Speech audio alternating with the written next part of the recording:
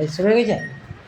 Hello বন্ধুরা, দেখো আজকে আমি বানাবো পাইনঅ্যাপেলের জুস এবং কেটে সালাড বানিয়ে আমরা কীভাবে খাই। তো দুটো রেসিপি তোমাদেরকে দেখাচ্ছি। দেখো আমার ছুরিটা একটু ছোটো, তাই একটু কাটতে অসুবিধা। তো দেখো এইভাবে কেটে নিয়েছি আমি। এটা তোমাদের দাদাভাই খাবে, ফাইবারও পাবে, ভিটামিনও পাবে, প্রোটিনও পাবে। এর উপরে একটুকু জাস্ট বিট লবণ দিয়ে দেবো। এই দেখো, তারপরে ওকে সার্ভ করবো। হ্যাঁ, তো আমরা কীভাবে খাই দেখো, কারণ হাত দিয়ে খেলে তো রস লেগে যাবে, সেই জন্যে আমরা একটা কাঁচা স্পুন দিয়ে এক পিস করে তুলে তুলে খাই।